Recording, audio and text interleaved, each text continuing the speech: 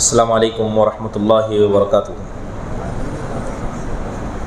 حامد و مصلیا اما بعد، اعوذ باللہ من الشیطان الرجیم، بسم اللہ الرحمن الرحیم۔ یا ایہا الذین آمنوا اوفوا بالعقود احلت لکم بہیمۃ الانعام الا ما یتلی علیکم غیر محل الصید وانتم حرم ان اللہ یحکم ما یرید۔ یہ سورہ مائدہ کی آیت کریمہ ہے۔ اللہ سبحانہ و تعالیٰ ارشاد فرماتے ہیں کہ اے ایمان والوں، اپنی عہد و پیمان کو تم پورا کیا کرو۔ اللہ تعالیٰ نے تمہارے لیے بہیمۃ الانعام چوپائیوں کو حلال قرار دیا ہے، مگر جب تم احرام کی حالت میں ہو تو شکار سے دور رہو۔ بے شک اللہ تبارک و تعالیٰ جو چاہے اس کا فیصلہ کرتا ہے۔ سورہ مائدہ یہ سورت قرآن کریم کی ایک عظیم صورتوں میں سے، کیونکہ آخری صورت جو قرآن کریم کے اندر نازل ہوئی وہ یہی تھی۔ اس کے بعد قرآن کا کوئی اور حصہ اللہ کے نبی صلی اللہ علیہ وسلم پر نازل نہیں کیا گیا۔ اس کے اندر اللہ تبارک و تعالیٰ نے بہت ساری ایسی چیزوں کا ذکر کیا ہے جس کا تعلق ایک مومن کی زندگی سے براہ راست ہے۔ سب سے پہلی چیز آیت کریمہ کے اندر اللہ نے بتایا کہ جو انسان وعدہ کرتا ہے، عہد و پیمان کرتا ہے۔ اب عہد و پیمان جو انسان کرتا ہے وہ دو قسم کا ہے، ایک وہ جو اس نے اللہ کے ساتھ کیا ہے، اور دوسرا وہ جو وہ اللہ کے بندوں کے ساتھ کرتا ہے۔ اللہ کے ساتھ عہد و پیمان ہمارا کیا ہے؟ جیسے ہی آپ نے زمین میں آنکھیں کھولی، یہ جسم اللہ نے آپ کو دیا ہے، اس جسم کے پیدا کرنے سے پہلے اللہ نے ہر روح سے ایک وعدہ لیا تھا کہ وہ اللہ کے ساتھ کسی کو شریک نہیں کریں گے، اسی اللہ کی عبادت کریں گے۔ تو لہذا اس عہد و پیمان کو پورا کرنا چاہیے، ورنہ اللہ سبحانہ و تعالیٰ اس عہد و پیمان کے توڑنے کے عوض میں سوال کرے گا۔ دوسرا وہ عہد و پیمان جو انسان اللہ کے بندوں کے ساتھ کرتا ہے۔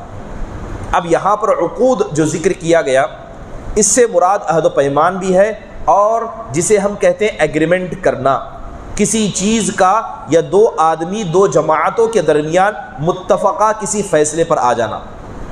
اور مومن زبان کا خلاف نہیں ہوتا، وہ اپنی زبان پر رہتا ہے۔ جو اس نے کہہ دیا، جو اس نے زبان سے اقرار کر لیا، اسی کے اعتبار سے اس کے اعمال کا بدلہ اللہ دیتا ہے۔ اسی لیے دیکھیں کہ جب قیامت کا دن ہوگا، اللہ تعالیٰ اولین سے لے کے آخرین تک سارے انس و جن کو جب جمع کرے گا، اللہ اس وقت چند لوگوں کو شرمندہ کرے گا، چند لوگوں کو رسوا کرے گا، اور ان رسوا ہونے والوں میں سے سر فہرست وہ لوگ ہوں گے جو وعدہ خلافی کرتے ہیں۔ آپ حدیث دیکھیں، اللہ کے رسول صلی اللہ علیہ وسلم فرماتے ہیں اذا جمع اللہ الاولین والآخرین یوم القیامہ قال یرفع لکل غادر لواء فقیل ھذا غدرۃ فلان بن فلان۔ اللہ کے نبی صلی اللہ علیہ وسلم فرماتے ہیں کہ جب اللہ سارے لوگوں کو اکٹھا کرے گا تو اس وقت ہر غدار کے لیے ایک جھنڈا کھڑا کیا جائے گا، اور اس جھنڈے کے نیچے لے جا کر اس کو رکھا جائے گا، اس کے جھنڈے کے نیچے اسے کھڑا کیا جائے گا، اور اسے کہا جائے گا یہ فلاں بن فلاں کی غداری کا جھنڈا ہے، اس نے دنیا میں وعدہ کر کے خلاف ورزی کی تھی، لوگوں کو دھوکہ دیا تھا۔ تو اللہ تعالیٰ اس دن، جس دن سارے انبیاء ہوں گے، ساری انسانیت ہوگی، اللہ اس دن ایسے لوگوں کو شرمندہ کرے گا۔ دوسرا اہم ایک بڑا پیارا حکم جو اللہ تبارک و تعالیٰ نے اس صورت کے اندر ذکر کیا ہے وہ یہ ہے کہ اس صورت کے اندر اللہ تعالیٰ نے میراث کا ذکر کیا ہے، اس کے علاوہ زکوٰۃ کا ذکر کیا ہے۔ جب اس چیزوں کو ہم پڑھتے ہیں تو آپ جانتے ہیں کہ شریعت ہماری واقعیت پر مبنی ہے، کوئی خیالی تصور نہیں ہے، ایسی چیزیں بیان نہیں کی گئی ہیں جو کیا ہے بس خیال سے تعلق رکھتی ہو۔ ہر چیز کا تعلق انسان کی ریالٹی سے ہے، اس کی واقعی زندگی سے۔ اسی وجہ سے جب ہم قرآن و حدیث کو پڑھتے ہیں تو جگہ بہ جگہ جب اللہ نے ایک حکم بتایا تو اس کی وجہ بھی اللہ نے بتا دی کہ اللہ تمہیں یہ کرنے کا حکم اس لیے دیتا ہے کہ اس کے فائدے یہ ہیں۔ اسی کو کہتے ہیں علت بیان کرنا، ریزن بیان کرنا۔ آپ دیکھیں کہ جب اللہ تبارک و تعالیٰ نے مردوں کو میراث دی عورتوں کو میراث دی تو مردوں کے میراث کو زیادہ قرار دیا، تو اللہ نے اس کا ریزن بھی بتا دیا کہ مردوں کو زیادہ کیوں دیا جاتا ہے۔ اس کے علاوہ جو زکوٰۃ کی بات ہے، زکوٰۃ کے مسئلے میں بھی جب انسان اپنا مال کماتا ہے، اپنی محنت سے کماتا ہے، تو اپنی محنت کا مال دوسروں کو کیوں دے؟ یہ سوال انسان ذہن میں پیدا کر سکتا ہے، مگر اللہ تبارک و تعالیٰ نے جب زکوٰۃ دینے کا حکم دیا تو اس کی وجہ کو بیان کرتے ہوئے اللہ نے فرمایا کہ لا یکون دولۃ بین الاغنیاء منکم، ایسا نہ ہو کہ جو مال اللہ نے تم کو دیا ہے اس مال کو تم صرف اکٹھا کرتے رہو اور وہ مال غریبوں تک نہ پہنچاؤ، لہذا مال کیا ہوگا؟ صرف مالداروں کے پاس اکٹھا ہو جائے گا اور غریب اسی طرح محتاج اور قلاش رہیں گے۔ جس طرح آج دیکھتے ہیں کہ لوگوں نے دنیا کے اندر کیپٹلزم شروع کیا ہے، جس کو عربی کے اندر الرأسمالیت کہا جاتا ہے، مالداروں کو اور مالدار بنایا جائے، غریبوں کو ان سے مال چھین کر ان کی خون کی طرح ان سے چوس لیا جائے۔ آج ملک ہندوستان کے اندر یہی حالات نظر آتے ہیں، مگر اسلام اس طریقے کے خلاف ہے۔ اسلام نے زکوٰۃ کا حکم دیا، آپ کا مال، آپ کی کمائی، آپ کی محنت، مگر جب معاشرے میں ایسے لوگ ہیں جو محتاج ہیں تو ان پر مال کو خرچ کرنے کو اللہ تبارک و تعالیٰ نے واجب قرار دیا۔ عمومی صدقہ تو انسان دیتا ہے، مگر اللہ نے زکوٰۃ کا حکم اس لیے دیا تاکہ مال صرف چند لوگوں کے پاس اکٹھا نہ ہو، مال کیا ہے؟ لوگوں کے پاس پھیلتا رہے۔ اس کے علاوہ آپ دیکھیں کہ اللہ تبارک و تعالیٰ نے جتنے بھی احکام بتائیں ان میں سے اکثر احکام کا ریزن بتا دیا گیا، جیسے استئذان، گھر میں داخل ہونے سے پہلے اجازت لینے کا حکم اسلام نے بتایا۔ کیا وجہ ہے؟ اسلام نے اس کا ریزن بتاتے ہوئے کہا من اجل البصر، نگاہ کی حفاظت کے لیے۔ ایسا نہ ہو کہ گھر ہو، آپ گھر میں بغیر اجازت کے داخل ہو جائیں اور کسی ایسی چیز کو دیکھ لیں، جسم کے کسی ایسے حصے کو دیکھ لیں جس کا دیکھنا آپ کے لیے جائز نہیں تھا۔ اسی لیے اس کو تربیت کا ایک پہلو بھی قرار دیا گیا، یہاں تک کہ ماں باپ کو کہا گیا کہ آپ کی اولاد اگر اپنے یعنی ماں باپ کے روم میں بھی داخل ہونا چاہے، اسلام نے اجازت لینے کا حکم دیا۔ کہا کہ بچے خاص کر 3 اوقات میں، جب عشاء کے بعد کا وقت ہو، ظہر کے بعد کا وقت ہو، فجر کے بعد کا وقت ہو، تو اولاد بھی جو سمجھدار ہو چکے ہیں وہ اپنے ماں باپ کے کمرے میں بغیر اجازت کے داخل نہیں ہو سکتے، اگرچہ چھوٹے نہیں ہیں۔ اب سوال یہ پیدا ہوتا ہے کہ کتنے سال کے بچے ہو تو اسلام انہیں اجازت لینے کا حکم دیتا ہے؟ جیسے کہ مفسرین نے لکھا ہے کہ اگر بچہ 4 سال کا ہو جائے، اگر بچہ یا بچی 4 سال کا ہو جائے تو اسے مرد اور عورت کے جسم کے فتنے کی جگہ پتہ چل جاتی، لہذا 4 سال کا بھی بچہ اگر اپنے ماں کے کمرے میں داخل ہونا چاہتا ہے، 4 سال کی بچی اگر اپنے باپ کے کمرے میں داخل ہونا چاہتی ہے تو یہ تربیت دی جائے کہ بغیر اجازت کے داخل نہ ہو، خاص کر 3 اوقات میں اللہ نے اس کا حکم دیا۔ تو نگاہ کی حفاظت کی تربیت اللہ نے پہلے اسے دی۔ اس کے علاوہ شریعت کے احکام دیکھیں، ایک بڑا پیارا حکم ہے کہ اگر مکھی کسی کے برتن میں گر جائے، مکھی کسی کے پانی میں گر جائے، تو اسلام کیا کہتا ہے کہ اگر مکھی گر جائے تو اس کو مکمل طور پر ڈبو دیا جائے، اس کو نکال کر پھینکا جائے اور جس چیز میں مکھی گری تھی اس کا استعمال کیا جائے۔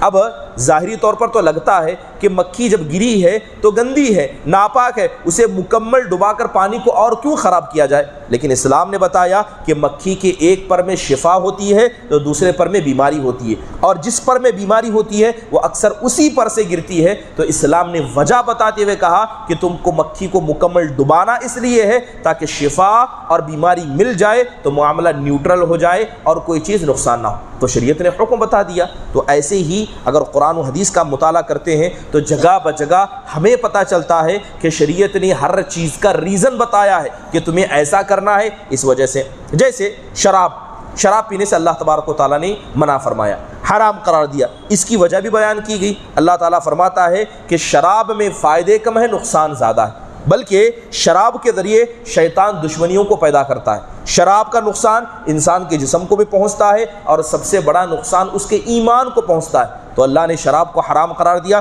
تو اللہ نے اس کا ریزن بھی بتایا۔ ایک عورت جو گھر کی ساری ذمہ داریوں کو سنبھال سکتی ہے، ایک عورت جو معصوم بچہ جو اپنے زبان سے اپنی پریشانی کو بیان نہیں کر سکتا، ایک عورت اس معصوم بچے کو اس قدر بڑا کرتی ہے کہ وہ جوان ہو جاتا ہے، تو کیا یہ عورت قیادت کے حقدار نہیں ہے؟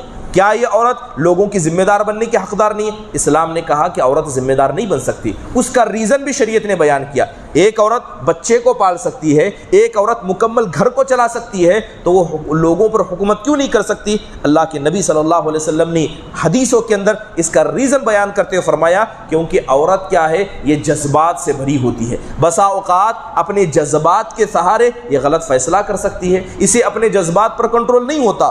اس کے علاوہ عورت کے پاس بہت ساری ایسی مجبوریاں ہیں جن مجبوریوں میں اسے لوگوں سے دور ہونا پڑتا ہے، جیسے بچے کو دودھ پلانے کا مسئلہ ہو، حمل کا مسئلہ ہو، یا یوں کہیں بہت ساری تکلیفوں کا مسئلہ ہو، تو اسلام نے صاف طور پر منع فرمایا۔ اسلام نے زنا سے منع فرمایا، زنا کا حکم اسلام نے حرام قرار دیا۔ اگر ایک عورت کے ساتھ کئی لوگ زنا کریں تو اس کا نقصان یہ ہوگا جو شریعت نے بتایا ہے کہ اس کی وجہ سے نسب خراب ہو جائے گا۔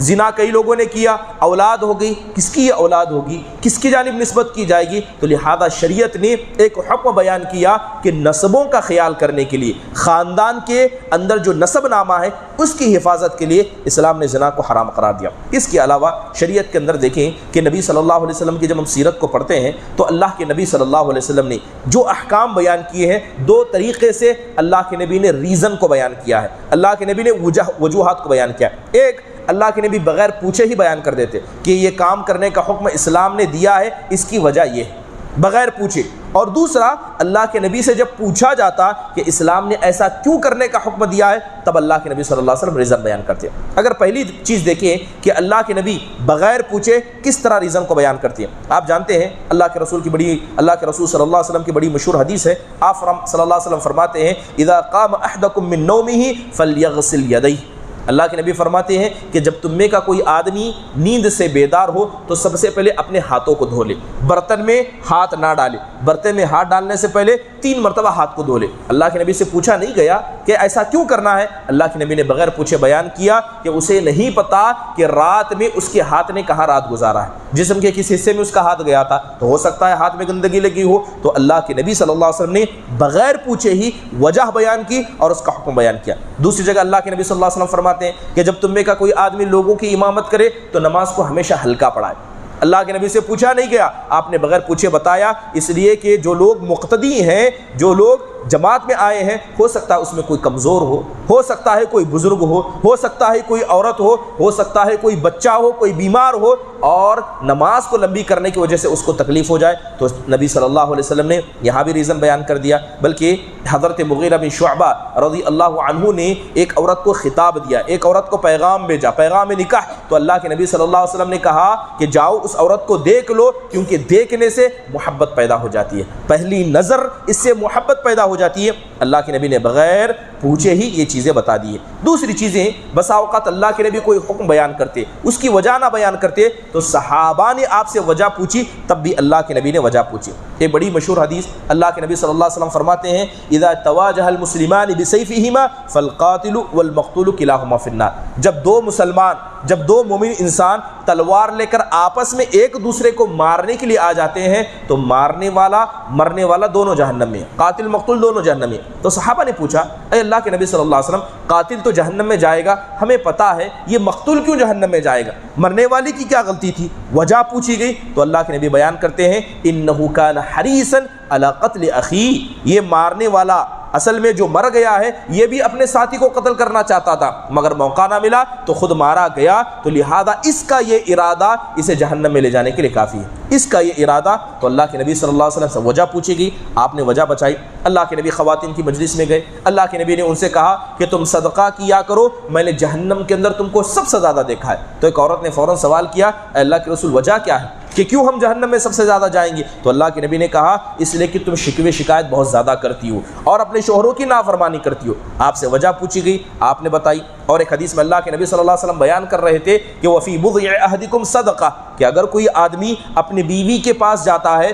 اس سے ملاقات کرتا ہے تو اس پر بھی اللہ صدقے کا ثواب لکھتا ہے۔ تو ایک صحابہ نے پوچھا اے اللہ کے نبی اس پر کس طرح کا ثواب؟ تو اللہ کے نبی وجہ بیان کرتے ہوئے کہتے ہیں کہ یہی کام اگر وہ حرام جگہ میں کرتا تو کیا گناہ نہیں ملتا؟ کہا کہ ہاں، جب اسی کام کو وہ حلال جگہ کرے گا تو اللہ اس پر بھی صدقہ اسے لکھ دے گا۔ تو اللہ کے نبی صلی اللہ علیہ وسلم نے یہ وجوہات بیان کیے. تو ضروری ہے کہ جب بھی کوئی حکم بیان کرے، اور آپ جانتے ہیں کہ انسان مفاد پرست ہے، ہر انسان کو فائدہ چاہیے، جہاں انسان کا فائدہ نظر آتا ہے انسان اس طرف جاتا ہے. اس لیے شریعت اسلامیہ نے انسان کی اس فطرت کا خیال کرتے ہوئے بہت سارے فائدے انسان کو بتائے. نماز پڑھو تو یہ فائدہ ملے گا، زکوٰۃ دو گے تو یہ فائدہ ملے گا، حج کرو گے تو یہ فائدہ ملے گا. دنیا کا یہ فائدہ ہے، آخرت کا یہ فائدہ ہے. اور اس کے ساتھ اگر وجہ بھی بیان کی جائے تو ایمان میں ثابت قدمی رہنے میں یہ وجہ انسان کو بہت زیادہ مدد پہنچاتی ہے. اللہ تعالیٰ سے دعا ہے کہ اللہ تبارک و تعالیٰ شریعت کے تمام احکام کو سمجھنے اور اس پر عمل کرنے کی ہم سب کو توفیق نصیب فرمائے.